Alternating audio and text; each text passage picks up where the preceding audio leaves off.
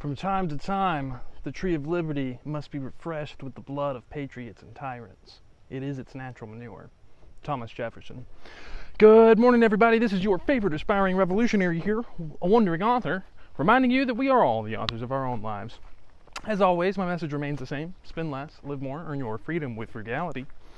Today, we are walking through the Carlson Nature Preserve, about an hour south of Portland, Maine. Right there with Little River that I was just standing in front of. And we're about to talk about Shay's Rebellion, which is a key point in American history, as well as the circumstances that surrounded it. Let me go ahead and open up my notebook here. So, last time we talked about American history, we got to how the we got to the Revolutionary War and talked about how even the leaders of the revolution on the American side understood that they didn't have everybody's support in the country. At best, they had a third to maybe a half. The majority of folks, this is kind of cool. Do you see that abandoned thing back there? The majority of folks were on the fence. However, I got written down right here. John Locke expressed his regrets that child labor is generally lost to the public till they are 12 to 14 years old.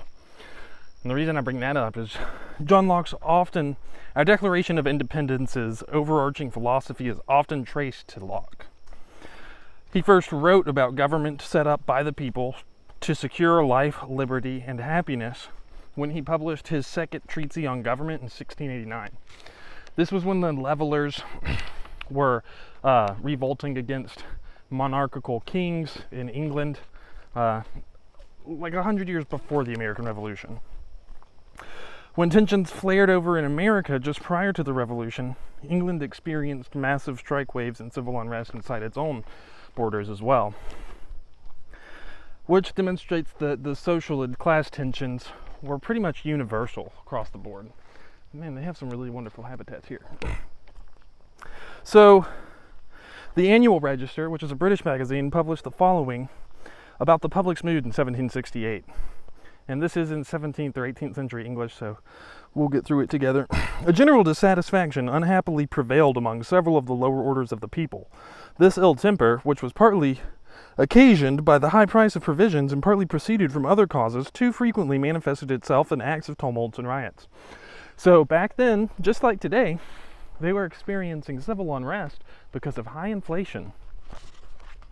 And then, even in Boston, whenever the lower class or like working class people realized that they were going to be drafted into the Revolutionary Army, and that the upper or more well-to-do folks could pay £5 to avoid it, they started shouting, and this is a quote, "Tyranny is tyranny, let it come from whom it may. Tyranny is tyranny, let it come from who it may."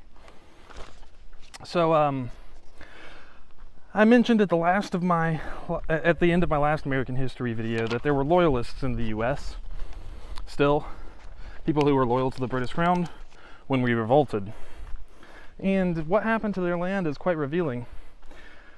I'm bringing this up because ultimately, the revolution had the biggest impact, or the peoples whose fortunes changed the most as a result of the revolution were the ones who were at the top. Basically, they traded British rule for colonial rule. 69% of the people who were present at the Continental Congress already served in the colonial governments. They were just under British rule. So they kind of cut out the middleman. Anyways, generally our revolutionary leaders, our forefathers, confiscated land from the loyalists, enriching themselves and their supporters, which helped to build a solid base of support for whenever democracy was instituted. Now, I don't think it's a bad idea. I actually think it makes a ton of sense from their perspective. And again, I've mentioned before, I'm pro-revolution. I start my videos with it every time, right? So, however, there were differences, and it wasn't just across the board all the rich people lost their stuff. So, for example, George Washington's friend, Lord Fairfax in Virginia, held 5 million acres, but retained his holdings because of his friendship with Washington.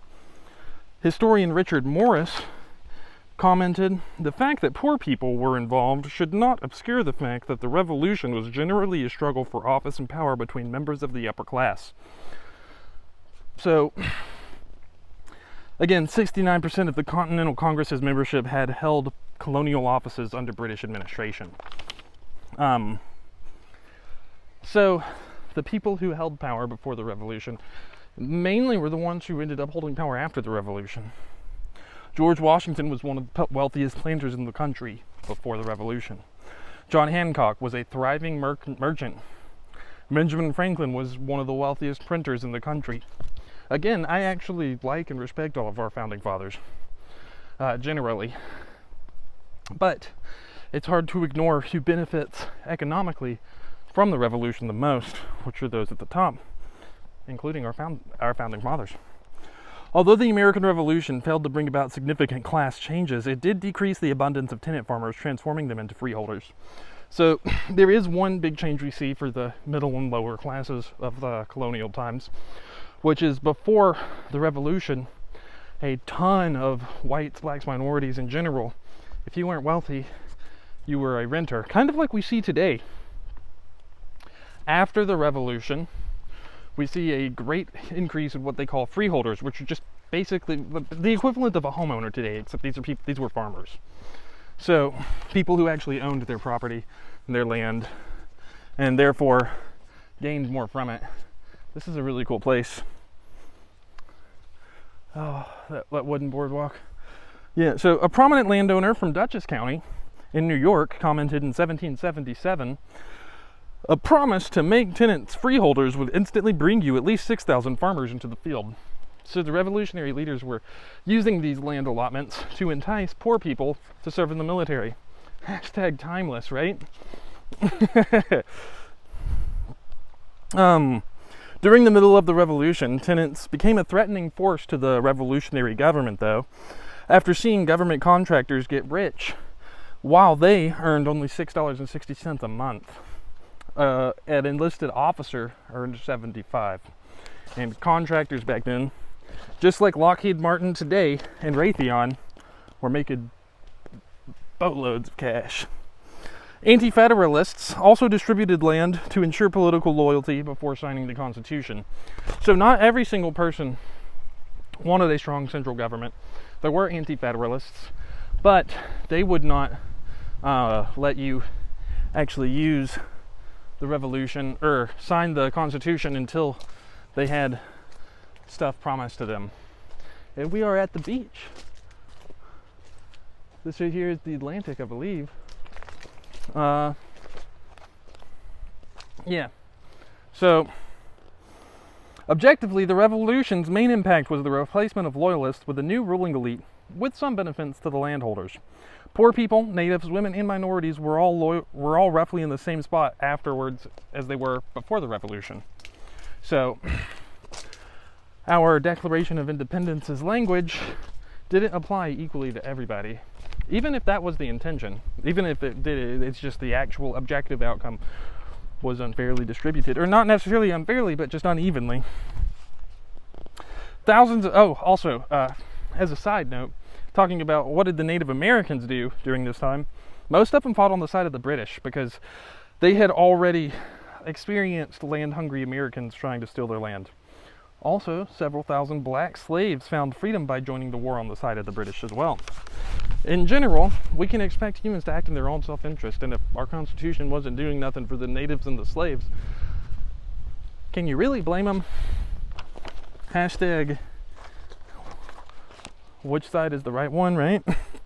The wealthy should control the government or the laws by which it operates for their own self-interest, which is the same, for anybody. There was a quote from a historian, though. Looking at the 55 men comprising the Continental Congress, most were lawyers, slave owners, mercantilists, and 40 of them even held government bonds. So they actually had a true vested interest in the government's success or the revolution's success. But the founders had economic interests tied to the establishment of a strong federal government, potentially influencing their decisions. Now, it is definitely possible that our founding fathers were morally righteous men who were able to withstand the temptations of greed avarice and self-interest, and truly wrote a document that promoted the good of all. That's what we were taught in school generally. But how would you write one? I don't know.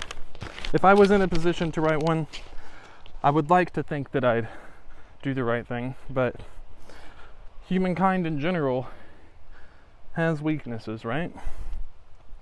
Manufacturers benefited from their foreign policy. Moneylenders benefited from monetary policy. Land speculators benefited from military expansion. That's why we see a lot of partnerships, public-private partnerships as they call them. And now we're finally through Shay's rebellion. We may not get through the whole thing today. This video is already getting a little long, but I bring it up because even after the revolution finished, there were Americans within 10 years that were revolting against the new colonial government. You've probably heard about Shay's rebellion, but let me elucidate its implications for you. So, Shay was a poor farmer who eventually leads an insurrection against courts that were repossessing land of American Revolutionary War veterans. This was happening frequently at the time throughout Massachusetts, Connecticut, and a lot of the states where Revolutionary Wars were fought, or major battles were fought. And in western Massachusetts in 1786, ratification of a new constitution flared tensions as it rose property qualifications for voting. Again, remember, during this time, not anybody could hold office. Not even anybody could vote. You had to have a certain amount of land or wealth before you could participate in government. Farmers often failed to qualify for office or to vote, and the state legislature refused to implement paper money initiatives, which had been implemented in other areas. So some states let farmers use paper money to repay their debts. Back then, unlike today, where all of our money is paper money, they had real money based on gold, and they started to let some of the farmers repay their debts with paper money, so it was easier on them. But they did not do that in Massachusetts. And in fact, without a paper currency, farmers struggled to repay past debts and loans, so they began organizing illegal conventions. A farmer named Plow Joger remarked, and I'm quoting now, "I have been greatly abused, have been obliged to do more than my part in the war, been loaded with class rates, town rates, province rates, continental rates," and rates is another word for taxes, by the way, "been pulled and hauled by my creditors, and had my cattle sold for less than their worth. The great men are going to get all we have, and I think it is time for us to rise and put a stop to it, and have no more courts, nor sheriffs, nor collectors, nor lawyers." And this was said in front of a courthouse. So it sounds borderline anarchist, right? Actually, it's pretty dang anarchist. After giving that speech, the judge had to bang a gavel to quiet the applause down from the crowd.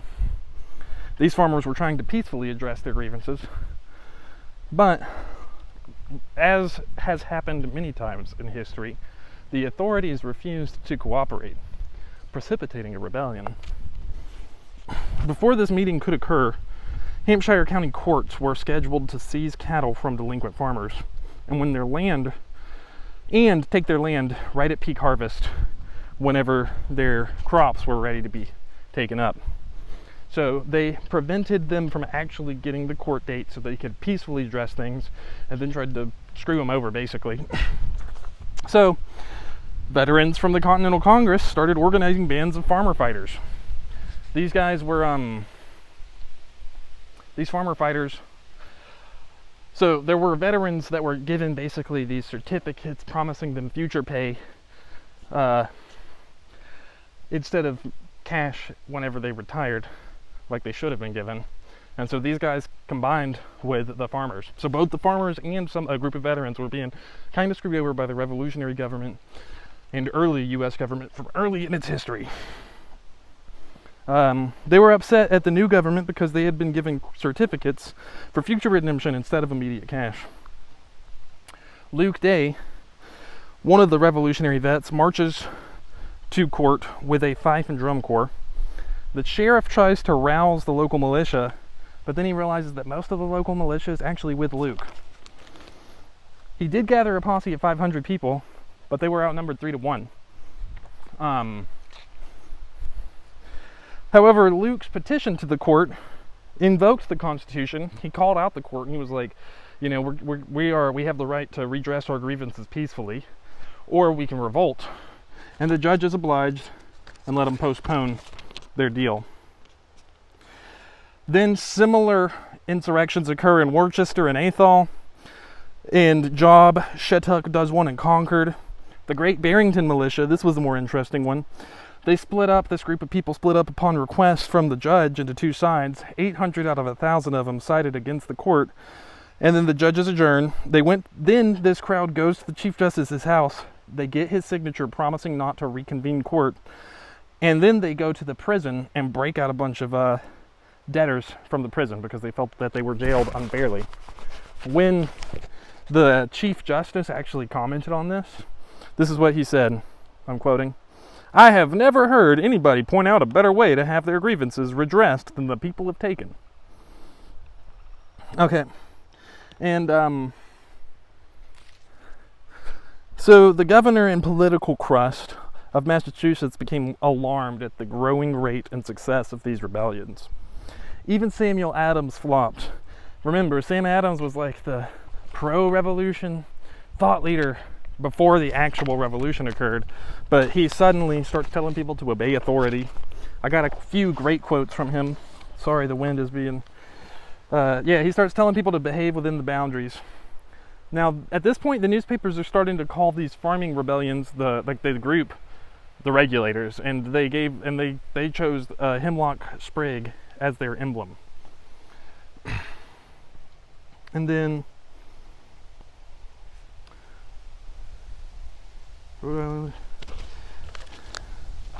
sorry, the wind is getting pretty bad. Yeah. So when questioned about like what they should do with these rebellious people, the farmers that were rebelling, Sam Adams says, "In monarchy, the crime of treason may admit of being pardoned or lightly punished." So, and again, in monarchy, the crime of treason may admit of being pardoned or lightly punished, but the man who dares rebel against the laws of a republic ought to suffer death. Hashtag tone shift, right? And then here, so I know I said we were going to talk about Shay's rebellion today, but it's pretty important. We just set the stage for Shay's rebellion today. I have all the content written. I'll record the video tomorrow, so that way I can split it up. But this is a wandering author reminding you that we are all the authors of our own lives. As always, my message remains the same: spend less, live more, earn your freedom with frugality. What are you guys doing to inspire, uplift, and empower your community today? Because this world isn't changing unless we all do our part. You can count on me to do mine daily. Until next time, I love y'all.